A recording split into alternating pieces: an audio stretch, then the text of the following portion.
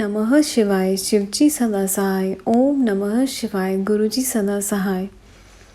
31वां अध्याय शिवजी द्वारा आश्वासन। 31वें अध्याय में ब्रह्मादिक सब देव आश्वासन शिव पाए कर मुदित भय जग सेव। सनत कुमार जी बोले, ब्रह्मादिक देवताओं सहित विष्णु जी की ऐसी बात सुनकर शिवजी ने मेघवत गंभीर वाणी में उनसे कहा, हे हरि, ब्रह्मादिक देवताओं, शंखचूड़ का इतिहास मुझे अच्छी तरह ज्ञात है। उसका वध अवश्य होगा। वह पूर्व का सुदामा नामक श्री कृष्ण का परम भक्त एक गोप है। श्री कृष्ण तो मेरी आज्ञा से परम रम्य गोलोक में वास करते हैं और वह राधा के शाप से भारत में राक्षस होकर राज्य कर रहा है। वह देवद्रोही तो है परंतु धर्म से बड़ा निपुण है। परंतु तुम्हें इससे क्या? मेरे शासन में तुम्हें किसी बात की चिंता न करनी चाहिए। भगवान शंकर ऐसा कह ही रहे थे कि इसी समय शिवजी की अनुकूलता के लिए राधिका और सब पार्षदों के साथ श्री कृष्ण जी भी वहां उपस्थित हुए। शिवजी की आज्ञा से सभी पास बैठे। फिर श्री कृष्ण जी ने शिवजी की अनुकूलता के लिए उनकी एक मनोहारिणी स्तुति की और कहा, हे गौरीश, हम सब आप ही से सनात हैं। मैं जो अपने को सर्वोपरि मानकर विहार करता था उसका फल मुझे मिला। आज मैं अपनी स्त्री सहित शापित हूँ। मेरा श्रेष्ठ पार्षद सुदामा नामक गोप भी राधा के शाप से दानवी योनि को प्राप्त हुआ है। अस्तु हे परमेश्वर, हम पर प्रसन्न होइए, हमारा शापोद्धार कीजिए। शरणागत वत्सल शंकर जी प्रसन्न होकर उन्हें संतोष देते हुए कहने लगे, हे गोपिकानाथ कृष्ण, डर को त्याग, सुखी हो। आगे चलकर तुम्हारा कल्याण होगा। तुम अपने अधिकार पर सावधानी से स्थित रहो। 12 कल्प में तरुणी राधा के साथ शाप भोगकर फिर तुम अपने धाम को प्राप्त होगे। सुदामा गोप दानव योनि को प्राप्त हो। इस समय सारे जगत को दुख दे रहा है। इस समय उनका नाम शंखचूड़ है।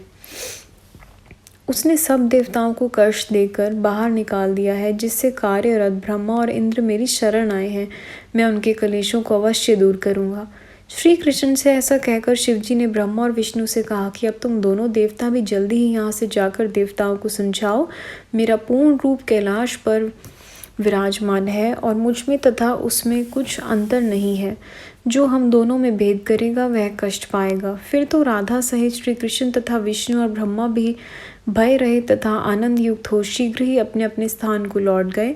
सब देवता स्तुति करने लगे। शिवजी ने हंसकर कहा, तुम सब देवता अपने अपने स्थान को जाओ, मैं शंखचूड़ को अवश्य मारूंगा। 32वां अध्याय पुष्पदंत शंखचूड़ वार्ता। पुष्पदंत अरुचूड़ का पारस्परिक आलाप। वीर योग्य पृथ्वी सुनहु करहु भजन अरुजाप।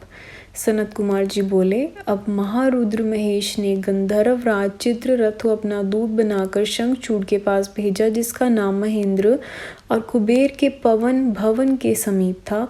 वहां पहुंचकर शंकर के दूत ने कहा, तुम देवताओं का अधिकार दे दो, अन्यथा मेरे साथ युद्ध करो। मैं महारुद्र तुम्हारा वध करूंगा।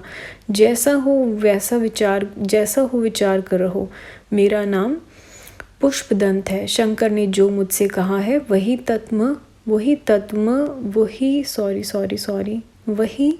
तत्वमय मैंने तुमसे कहा है। अब जैसा कहो मैं वैसा जाकर उनसे कह दूं। सनत कुमार जी कहते हैं, तब पुष्पदंत से ऐसा सुनकर राजा ने हंसकर उससे कहा कि मैं देवताओं को राज्य न दूंगा। यह पृथ्वी वीर भोग्य है। मैं देवताओं के पक्षपाती रुद्र को युद्ध दूंगा और जिसके ऊपर आक्रमण हो वह वीर नहीं अधम है। अतएव मैं पहले ही रुद्र पर आक्रमण करूंगा। मैं वीर यात्रा के विचार से बड़े तड़के ही उधर की यात्रा करूंगा। तुम जाकर ऐसा ही रुद्र से कहो। पुष्पदंत अपने स्वामी शिवजी के पास लौट आया और जैसा उसने कहा था सब वैसा सुनाया। 33वां अध्याय शंकर जी की युद्ध यात्रा। अष्टवसु अरु रुद्र रवि देव गणन के संग शंखचूड़ वध के लिए शंभु चले सत्संग। ऋषि सनत कुमार जी बोले, तब दूत के इन वचनों को सुनकर शंकर जी क्रोधित हो गए और उन्होंने अपने वीर भद्रादिक गणों को बुलाकर दोनों को मारो और भद्रकाली सहित शंखचूड़ से युद्ध कर उनका वध करने के लिए शीघ्र गमन की आज्ञा दी। स्वयं भी अपने वीर गणों एवं सैनिकों सहित प्रस्थान किया। सभी वीर शस्त्रादि से युक्त शंकर के साथ चले। कार्तिकेय और गणेश जी सब सेना के अधिपति थे। लाखों और करोड़ों की संख्या में ऐसे कितने ही दिल अपने अपने सेनापतियों के साथ चले। भगवान रुद्र, जिनकी अपार सेना को कौन वर्णन करे, शंखचूड़ से युद्ध करने चले। आठों भैरव, आठों वसु, एकादश रुद्र और द्वादश सूर्य से सभी बड़ी शीघ्रता से वहाँ शिव जी के साथ आए। अग्नि, चंद्रमा, विश्वकर्मा, अश्विनी कुमार, कुबेर, यम, नैऋति, नल, कुबेर, वायु, वरुण, बुध और सभी मांगलिक ग्रह तथा महाबली काम शंकर जी के साथ आए तथा अपने वीर पार्षदों सहित 100 भुजा वाली देवी भद्रकाली स्वयं उपस्थित हुई। जीवा 1 योजन तक चलायमान हो रही थी और शंख, चक्र, गदा, पद्म और खंग, चरम, धनुष, बाण धारण किए थी। उनके हाथ में 1 योजन का गोल खप्पर था और वह आकाश स्पर्शी त्रिशूल तथा 1 योजन की लंबी शक्ति धारण किए थी।